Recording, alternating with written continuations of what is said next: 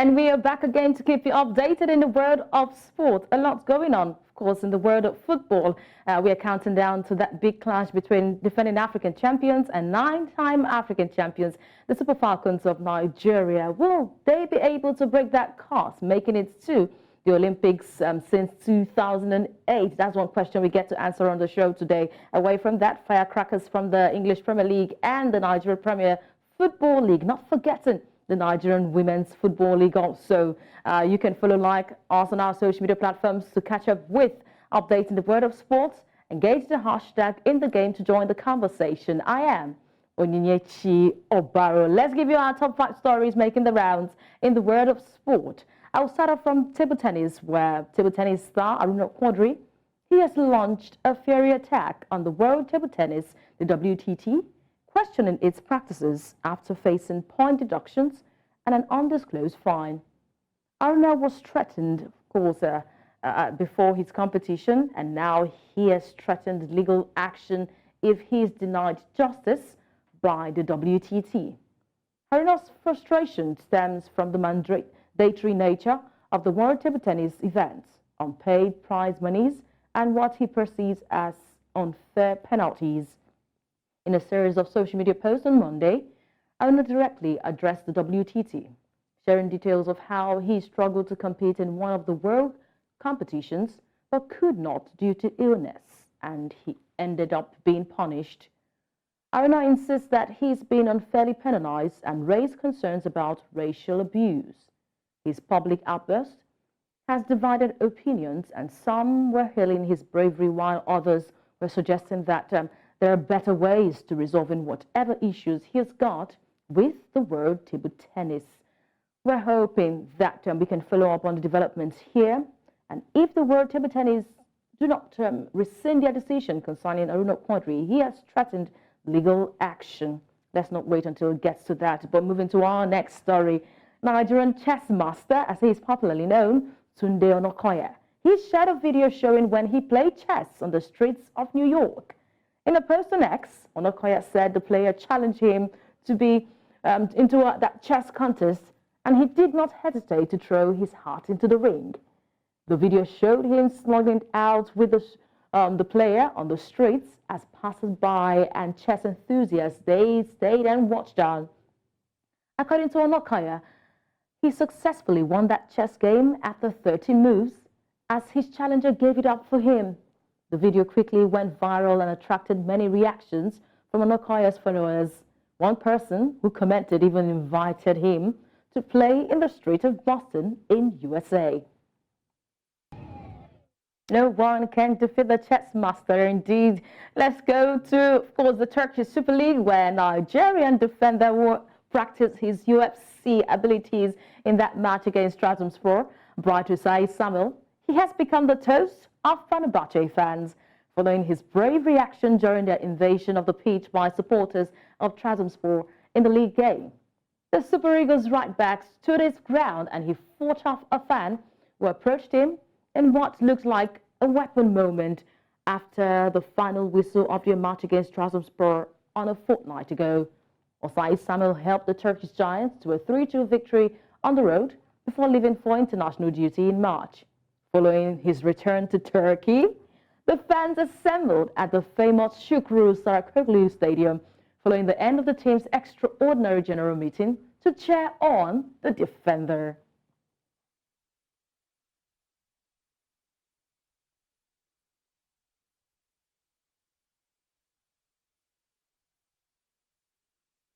I'm very sure that he becomes a hero.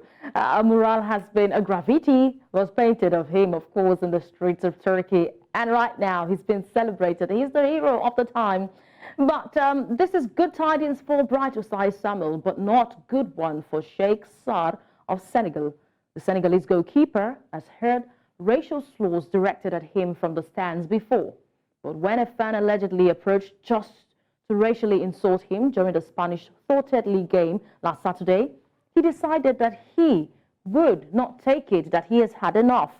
Of course, for Sarr, the match between Rayo Majadahonda and Sestao River Club was suspended in the 84th minute after the altercation that first led to Sarr being expelled by the referee, who was too far to hear that alleged insult that he was issued, and then his teammates had to leave the pitch in solidarity. Sarr said he was thankful that Vinicius Jr. had tagged him on a social media post showing support against that racial slur that was targeted against the Senegalese goalkeeper. Of course, football does not welcome racial abuse, and the world of football is standing with Sheikh Sarr. Away from that, wrapping up our top 5 story, multiple reports indicate that UFC wants Du Plessis versus Adesanya to headline that promotion return to Australia at the UFC 305. On Tuesday, Du Plessis responded to those rumors by calling out the last style bender. That's Israel Adesanya, as is popularly known. In January, Du Plessis won the split decision over Sean Strickland to claim the UFC middleweight title at UFC 297. After that win, he called for a fight with two-time champion Israel Adesanya at the upcoming UFC 300 card. Du Plessis' injury ultimately rendered that fight impossible, but the South African champion did not give up on the matchup. While the fight is still far from being official, Adesanya has also made known his desire to fight his African counterpart, and he reportedly is open for that UFC 305 booking. Du Plessis and Adesanya, they have a long-standing rivalry that dates back to when Adesanya was the middleweight champion, and Du Plessis did call him out, saying he would be a true African champion and bring the belt back to Africa instead of the New Zealander. This kicked off heated animosity between the two of them, and it appears that they would like to settle it at the UFC 305 in Australia. This would be a matchup between two Africans, one a South African, Dricus Du Plessis, and a Nigerian born from New Zealand there, Israel Adesanya. What is it going to be? Who is going to bring the belt back home? Du Plessis defeated Sean Strickland, who defeated Israel Adesanya. Let's see if he can bring that belt to Africa. But there you have it, our top 5 stories at this time. We'll return with more updates in the world of sport. Do not go anywhere. We're touching the Super Falcons camp. And the game continues.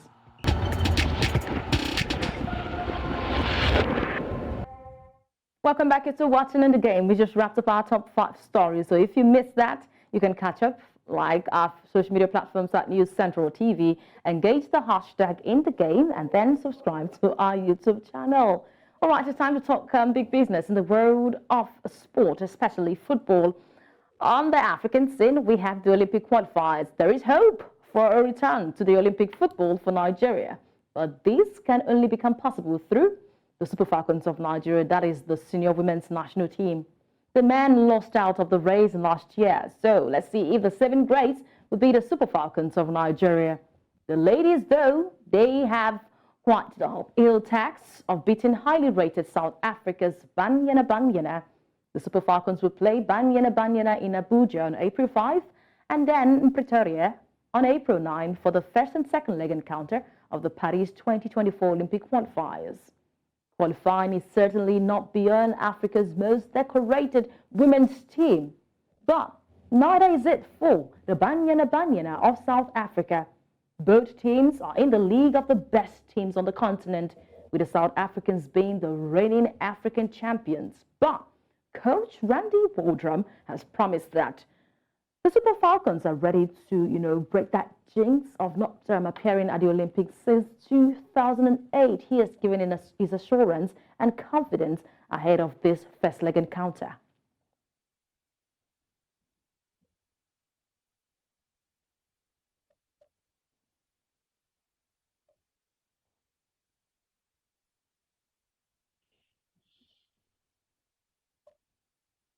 South Africa, they've got a very good side. Obviously, I think they're the defending African champions, so we have to have respect for them. And I love some of the individual talent that they have up front. In particular, I know they're very dangerous, and I think their coach does a really good job of having them organized.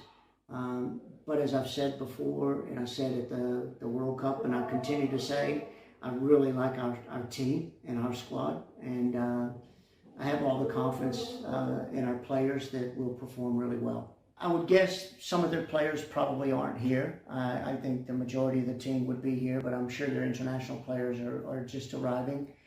And I think it's smart to come in early and get some training in. But we can't really worry about what they're doing. We have to just focus on the task and the job that we have, and make sure our players are prepared for their roles and their responsibilities, before Friday's match.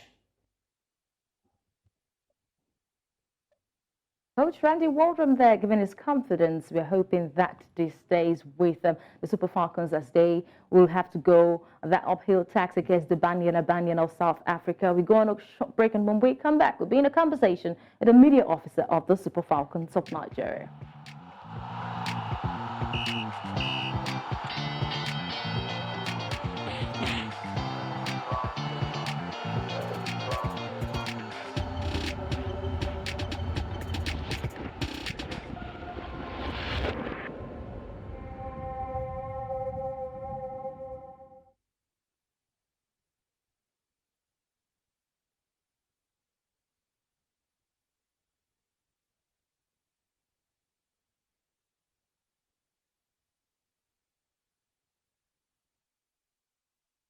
Hello, Mark, can you hear me?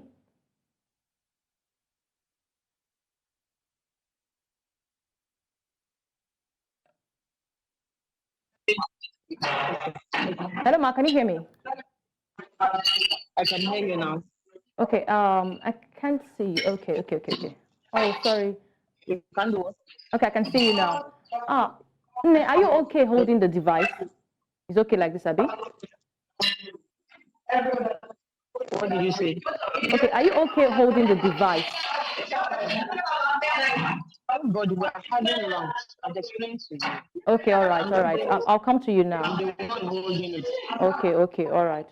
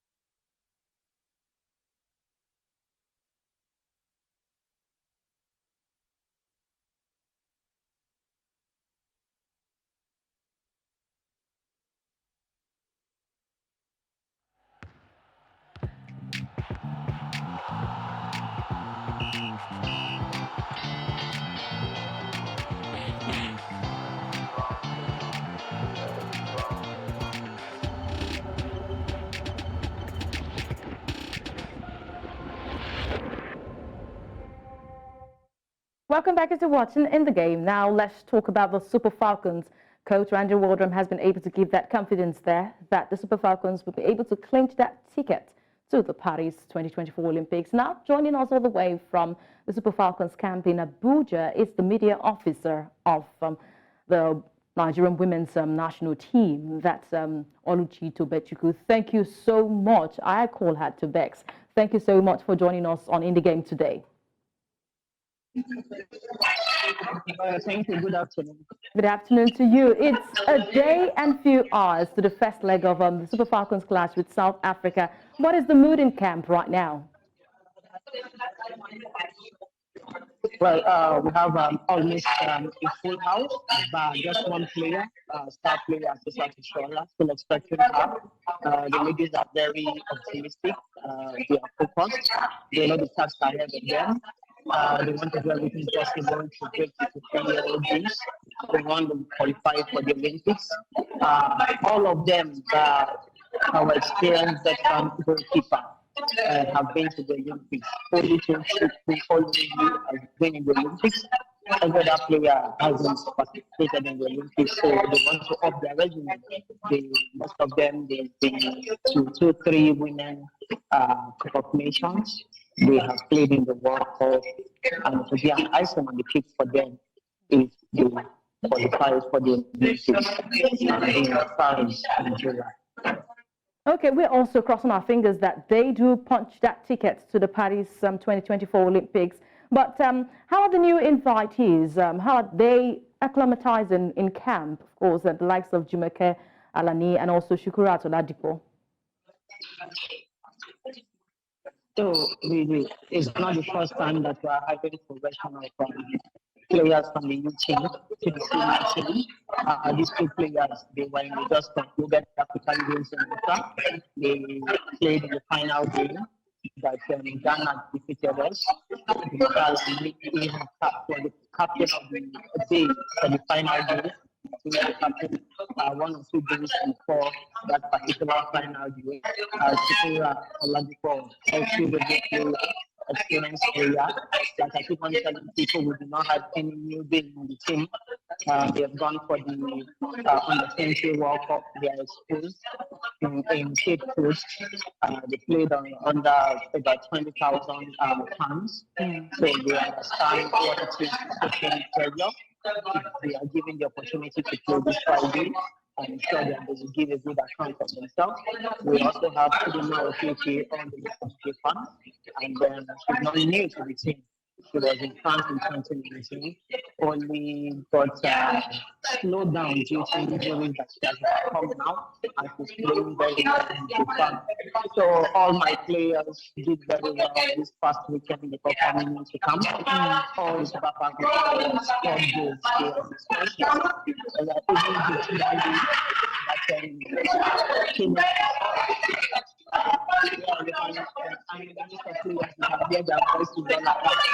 even the she scored and she also did scored and that day of ever consistent captain also scored that scored a hat-trick with our club to prevent also made history with our club by scoring a goal. So we are pumped up and we are fully ready for the game, and I know we'll do it. All right, I'm hearing a lot of background sounds there, so I'm really struggling to hear our conversation here. But we've been speaking to the media officer of the Super Falcons of Nigeria. It's a pleasure having you join us, of course, in that duty there. Thank you so much, Oluchi Tobechukwu, for the updates from camp.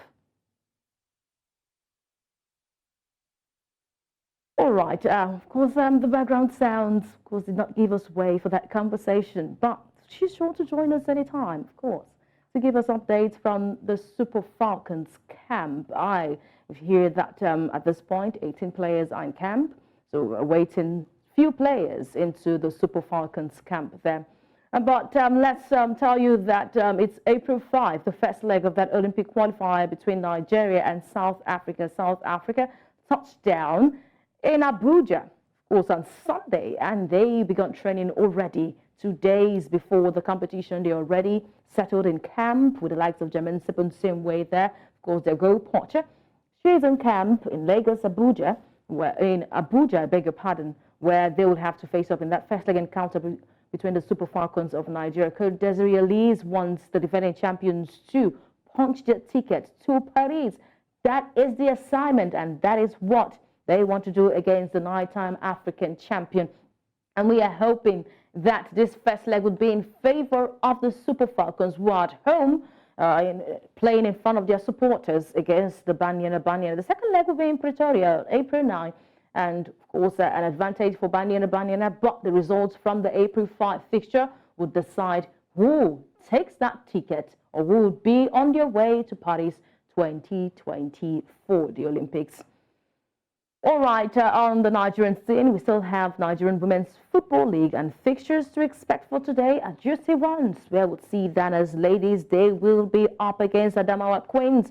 Niger Rattles will take on Royal Queens. Confluence Queens will take on and Hatland Queens. Remo Star Ladies will be up against Robo Queens, and Ekiti Queens will be seeing Edo Queens. Sunshine Queens will have to visit, will get a visit from Rivers Angels, while Delta Queens, the defending champions, they will welcome Bayelsa Queens into their home turf as they go for the match day 12 fixtures in the Nigerian Women's Premier League.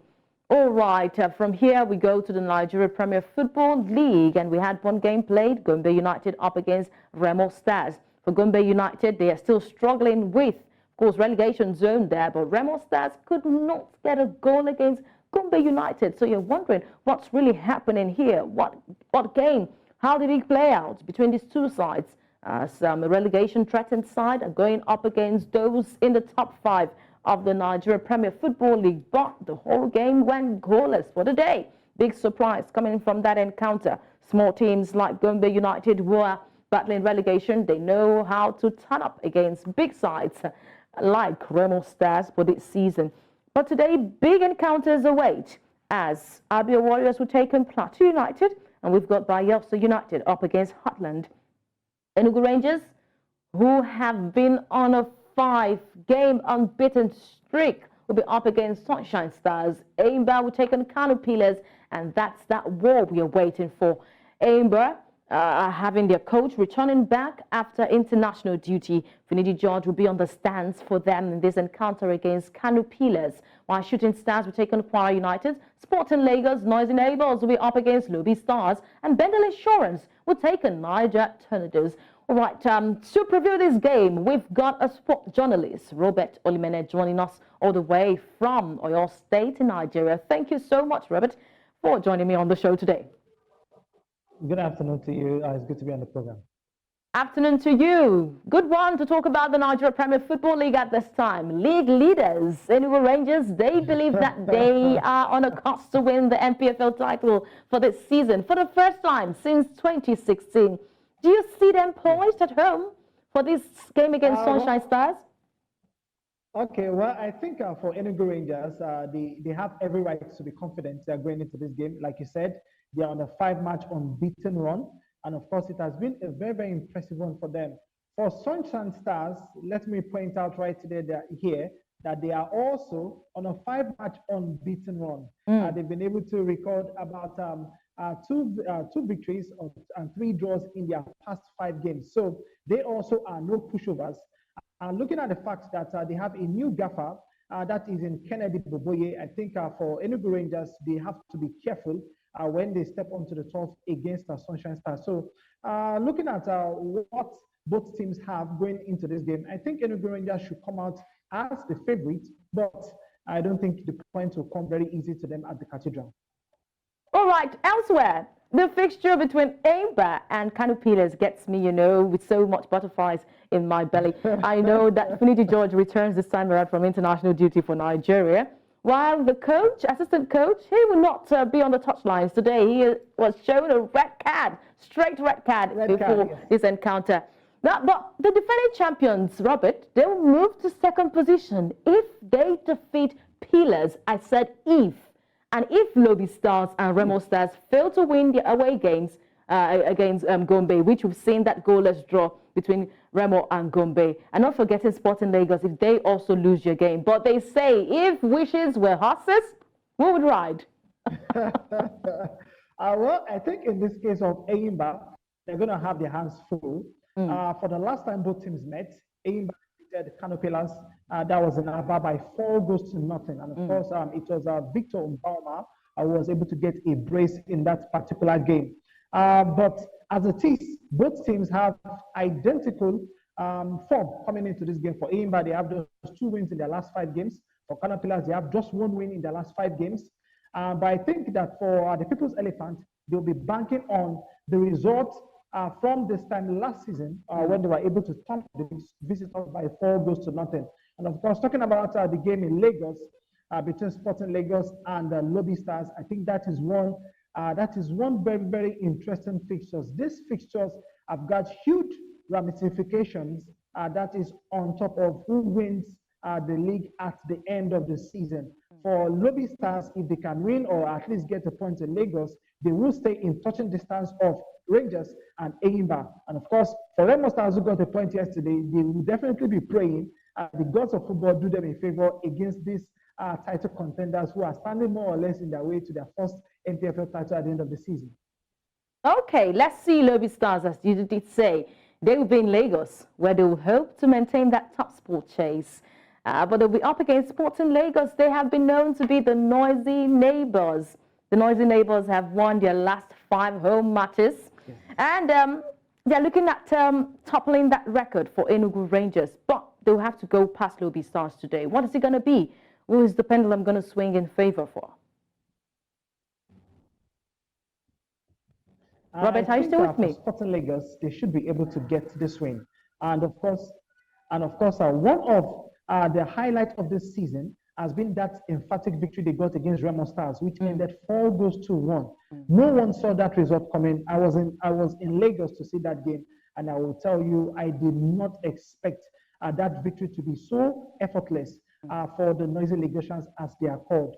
But against Lobby Stars, they narrowly lost in Lafia by lone goal, and I believe that Sporting Lagos will do everything they can, not just to make their fans happy, but also to ascend at the table, because right now they are currently in 11th, and they will definitely want to keep in the touching distance of Bender Insurance. So I see the game swinging in the direction of Sporting Lagos at the end of 90 minutes.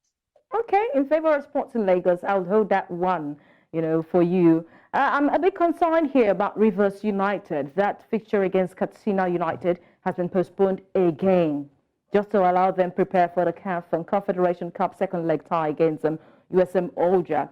But in your opinion, Robert, this accumulated matches for Rivers United, do you think is healthy enough for the league? I don't think it's healthy enough for the league, and I will quickly make some examples. We see in the English Premier League where the likes of City, Arsenal, United, even Chelsea, that was at the good old days, and of course Manchester City go to play in Europe. And of course, let us not forget that European games are played on Tuesdays and Wednesdays, while for those in the second tier European League, they are played on Thursdays particularly. And they get to also play on Saturdays or Sundays, depending on whichever days their domestic fixtures falls on. I think for the NPFL, this backlogs league a lot of good. Neither will even do the team a lot of good. For Rivers United, they have about 3-4 games accumulated that they have not played, and they have to play those games in the shortest time frame. So going into next season, I think for the league, they should look out for how these games would be fixed in such a way that, despite the fact that the most continental games are played on weekends, particularly Saturdays and Sundays, these teams can play their games either on a Wednesday or on a Tuesday, allow them travel, meet up with their continental fixtures, and of course get back into the country. But at the end of the day, let's hope that all goes well for Rivers United in their second leg against USM Algiers, and of course they will be able to play catch up right here in the NPFL. Okay, I'll be hoping that too, because the fixtures for Rivers United has kept them just bottom of the table. We are waiting 5 matches already postponed for Rivers United, and I'm hoping that they'll be able to get win in those 5 matches. We've been speaking to not in the NPFL. All right, let's wait and see, because I know that Rivers United, with their continental engagement, we're hoping that they come fire blazing against any NPFL side. Robert, don't you agree with me? I don't want to agree with you on that. They are not going to go all guns blazing on any of the teams right here in the NPFL. I think the only team that has been distinctive enough in doing that is Rangers. And of course, what they have done so far is very, very impressive, and it is very good for the league. Can Rivers United replicate it? I think we'll have to wait, like you said. Let us see what they will do with those 5 accumulated games they have in store for them. All right, I hope they don't pack their bags going back home. We've been speaking to a sport journalist who follows the Nigeria Premier Football League, Robert Olimene. Thank you so much for joining me on the show today. Thank you so much for having me. All right, always a pleasure to have you and talk football. Still talking football, let's make a quick stop in Cameroon. Cameroon can heave a sigh of relief because they have found a replacement for Rigobert Song. The Cameroon Sport Ministry did announce the appointment of Belgian Mark Bryce as the new head coach of the national team, replacing Rigobert Song. 61-year-old Bryce, he brings extensive experience, having coached 15 clubs during his career in Belgium, Netherlands and Saudi Arabia. So he is really versed when it comes to football across board. His most recent role was a 3-year stint with Belgium club Leuven. Joining Bryce is his assistant will be from Cameroon, the former Cameroonian international striker Franco Oman-Biek, who scored 26 goals for the Indomitable Lions between 1985 and 1998. Bryce inherits a squad that exited the recent African Cup of Nations at the round of 16 stage, losing to Nigeria. However, Cameroon currently they top Group D in the African qualifiers for the 2026 World Cup with a win over Mauritius and an away draw against Libya. So Mark Bryce can heave a sigh of relief a bit because he's got that possibility of qualifying the team for the 2026 World Cup. His next assignment will be that game where he will have to show his prowess for the Indomitable Lions. They are known to be the Indomitable Lions, but under Rigobert's song, we've been looking for the lion that they are. I'm hoping that Mark Bryce can wake up that indomitable spirit in the Cameroonian men's national team. All right, let's move away from that. Take you now to what's going to happen on the domestic scene. Started from Ghana. Ghana had one game played between Accra Lions and Mediama FC, and that game ended with a lone goal, one in favor of the home side. The Egyptian Premier League sees these games for the day. Saramika Cleopatra will be up against ZFC. El Guna will take on Makaloon, while Ismaili will see Smuha SC. The Moroccan Cup, the fixtures to expect there would see OJ up against Racing de Casablanca. Union Sportive will take on Olympique de Chera. In the South African PSL, the most celebrated league, of course, on the African scene. Amazulu went goalless against Polokwane City, while Kaizer Chiefs lost at home to Stellenbosch FC. Mamelodi Sundowns had one goal, one consolatory goal against Richards Bay. And I'm wondering what really happened to Mamelodi Sundowns. They could only deliver one goal against Richards Bay, being the defending African champions, unlike Rivers United, who have been postponing their fixtures. Mamelodi Sundowns are coming from the CAF Champions League fixture where they went goalless. So now they play in their home league and they're up against Richards Bay with just one goal.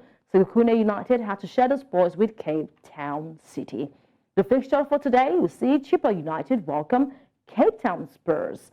That's the game to expect today. And Lidmontville will see SuperSport United. Morocco Swallows will welcome in Orlando Pirates, while TX Galaxy would see Royal AM. Now let's go to Europe. The English Premier League. Oh, the English Premier League. Match day 31 came forth. And all we can see is that game between West Ham and Tottenham Hotspur. And Postecoglou's side had to... A lot of good things again. Showed much more resilience defensively tonight than we had in certainly at the weekend. Looked a threat when we had to be. But had to do a good job in stopping a very good Tottenham team. To a certain extent, I thought for the most part we controlled the game pretty well. Tough place to come. They're a big, strong team.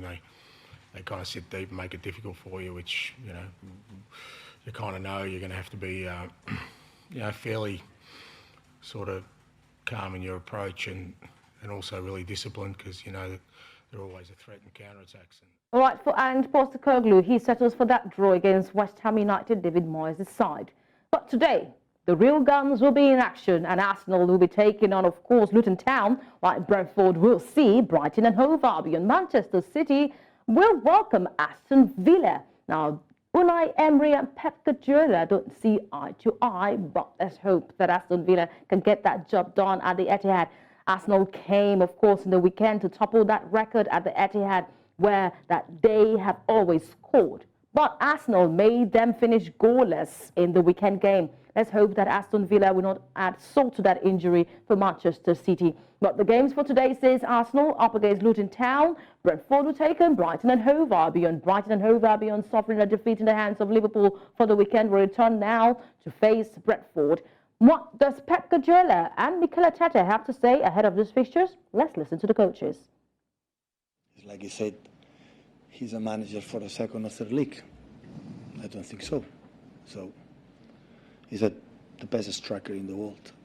And he helped us to win what we won last season. And the reason why we don't create much chances not from Erling is we need more presence in the final third with more people.